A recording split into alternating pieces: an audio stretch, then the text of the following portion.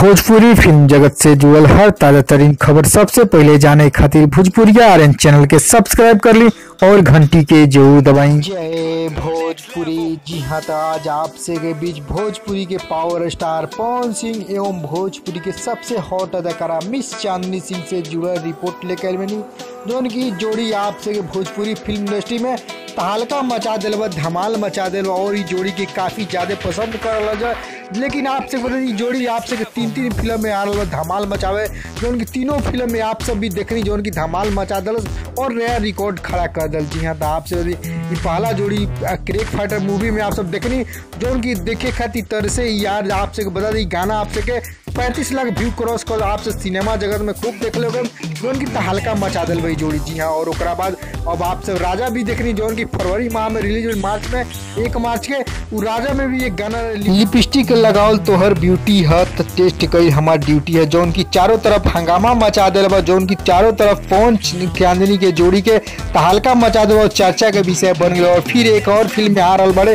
पवन सिंह और चांदनी सिंह के जोड़ी जौन की फिल्म के नाम बाटे बॉस। जी हाँ, आपसे बॉस के सूट के पिक्चर देख रहे बनी, जिनमें कि बॉस में भी एक से एक तहलका मचाई लो, जौन की जोड़ी पवन और चांदनी के दर्शक लोग भी काफी ज्यादा पसंद करता लोग। जी हाँ, तो आपसे क्रेक फाइटर मूवी के जो गाना रहा देखे खातिर तरसे यारी, तो आपसे बता दी 35 लाख व्यू क्रॉस कर बा, जो उनकी वेब म्यूजिक पर अपलोड कर गाना। और आपसे के राजा मूवी के तभी गाना नहीं आयल, लेकिन सिनेमा जगत में तहलका मचेले रही जोड़ी जौन की गाना लिपस्टिक लगावल तो ब्यूटी है तो टेस्ट कर हमार ड्यूटी है। अब ओकरा बाद बारी बाटे बॉस मूवी के भी जल्द बहुत रिपोर्ट आई, तो ओकरो रिपोर्ट आपसे कुछ हम लेके आए।